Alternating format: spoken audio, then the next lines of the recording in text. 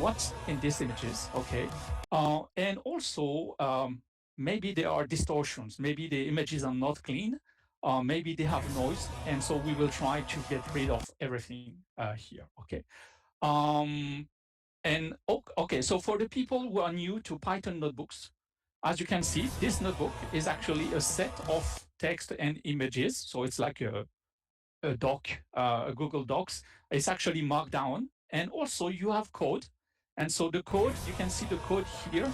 It's because there's a little play button, okay? And so when you do the lab, when you run the notebook, whenever you have a code cell, click on the play button and you will execute the Python code. So here, the first step is just to make sure. So you see, it's the first time I'm using this notebook and connecting here. And so now I'm connected. It's a virtual machine in Google Cloud. And now I'm connected. I don't need to install, set up anything. This is my notebook. And by the way, click on copy to drive. That way it will be automatically saved in your drive. And here we're just checking that we have all the right libraries. So Google Gen AI is to call Gemini through the Python SDK. With Pillow, we will manipulate images. With Matplotlib, we will display the results we have. Yeah, and I will let you have a look to read more about it. Okay. So the only thing that is unique to everyone is the project ID. Okay. So before you get started and call Gemini, you need to specify in which Google Cloud project you want to work. And so in Google Cloud, you will have something like this. Okay. And just copy the project ID. So this is what I'm doing here, and paste it. Okay, paste it here in this cell. So we are using Vertex AI agent platform. Execute the cell, and here what we're saying, okay, we are working with this project on a global location. Okay, this is defined. And the next step is to actually create a client to interface to make calls to Gemini. So you need to allow the notebook to access your credentials so that you can be authenticated. Okay, and so this step is very important. Otherwise, you will have errors later. So it's not the first time I use it. Maybe in your case it will, and so you will have checkboxes. And so make sure that you check the boxes and continue. And that way, your notebook will be able to save everything in your environment and authenticate you with Google Cloud automatically. Okay. And so here we're all good. We're using the Vertex AI API. So we're using a Gemini with my own project. So of course, yours will be different. In the global location will call different data centers around the world. You can choose just one data center if you want. Here, then you can execute the next cell. We have a list of different images coming from real images coming from websites. Okay, so here you can see it's the Library of Congress. It's an American public site. Here it's Unsplash and so on. Okay. So we have defined some images that we're going to use in this lab. Of course, you can use your own images here just to make things easy. And we will use small models. So we'll use Gemini 2.0. I will let you have. We will use Gemini and Nano Banana, but it's enough to do everything we want. And here is a typical prompt to detect objects. Okay, so we can ask Gemini, okay, please detect every illustration within the book photo, so you can give some context, and extract the following data for each illustration. Okay, so you can get the bounding boxes of everything that you will detect. Okay, you can get additional metadata, and so for instance, you can ask, okay, give me the caption as it is written verbatim, or the legend. And if you give an example, like figure 1, if you don't find anything, just give me an empty string. Okay. Likewise, there are more metadata sometimes. You can ask, okay, just analyze the illustration and give me one word, one label. Give me one word to describe what you've detected. Okay. So just with this, it's enough to get lots of results. I will let you have a look at this, how you can implement this super easily in Python. You see just a few lines, and how you can automatically get the results without parsing anything. Okay. Okay, so let's define our functions, and let's start the first uh, visual object detection. So it's nicely super fast. You see, it took 5 seconds. So here, this is an image coming from a book from a few centuries, so from the 15th century. Okay. Sorry, can the screen be enlarged? It's not easy to read. Okay.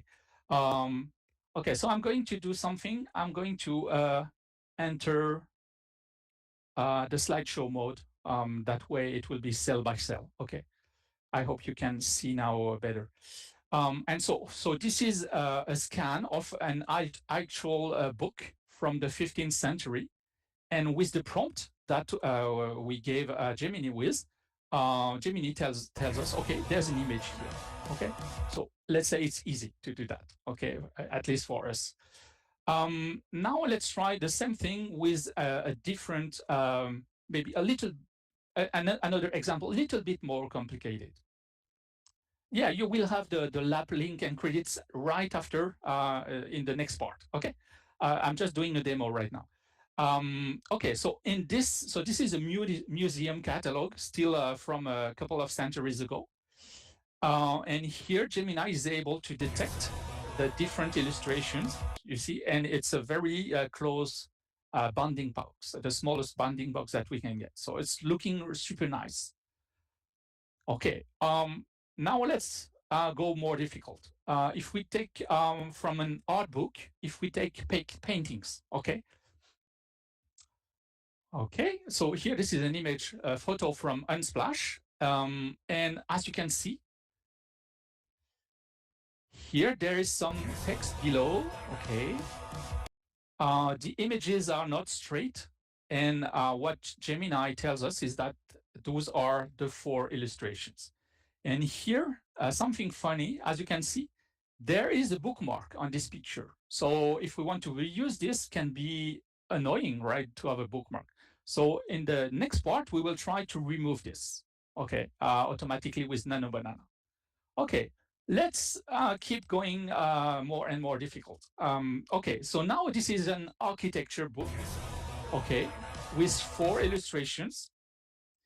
And the 4 illustrations are detected, even though 2 of them are slanted. Okay. Okay, so still getting more and more complex. And finally, on this photo, so it's a photo of a book of Alice in Wonderland. And here, the illustration is completely warped. So there's a page curl, there's a perspective effect. And so, yeah, so that's not really not easy to detect. And here it's detected perfectly. And by the way, for people who want to go further, here we're just dealing with rectangles, bounding boxes, but you can actually go to the pixel level. So if you want, you can actually extract a mask, and Gemini will give you the mask that covers exactly what has been detected here.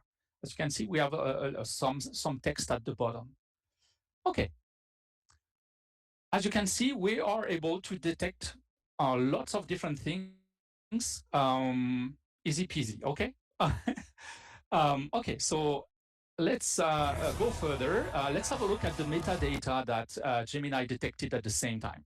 Okay, so in the museum catalog, as you can see, it has detected 2 armors, a mask, 2 butterflies. It has extracted also the caption. So you can really reuse that immediately for something else.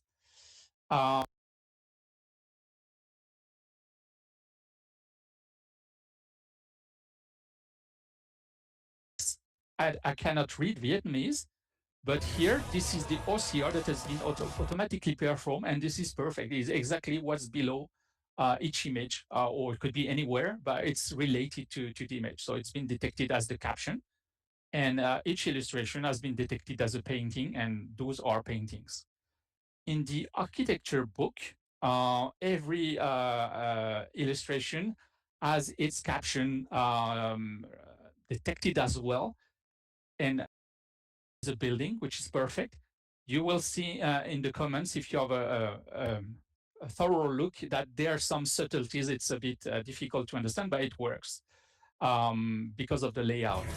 And finally, for Alice in Wonderland, it has detected that the visual object is an illustration, but there's no caption. Yeah, it's just a photo of a book page. Okay, all good.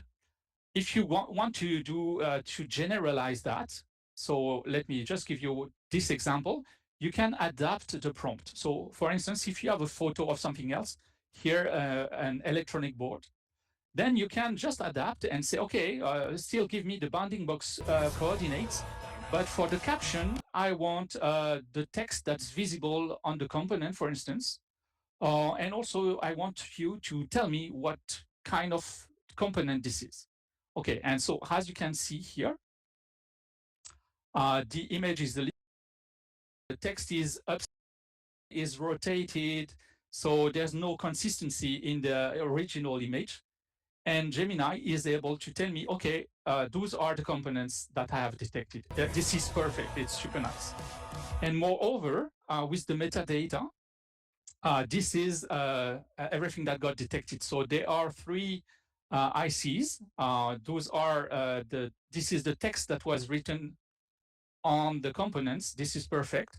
There's one inductor and one W, so maybe it's a 1 watt or related. 7 resistors. Most of them don't have anything.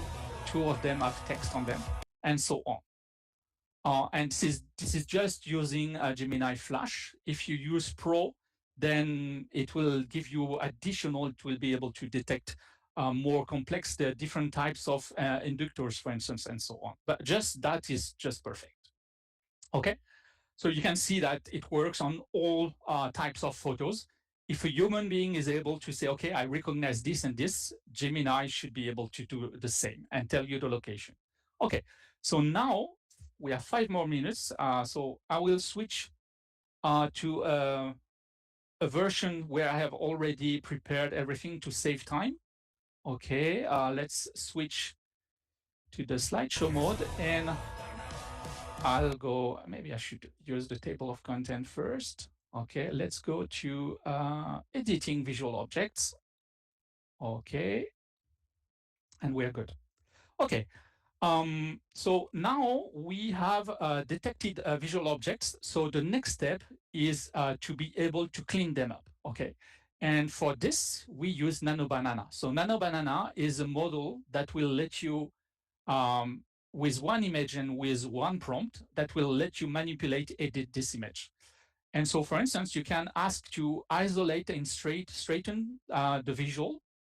You can indicate you want a pure white background, that you want to clean up everything.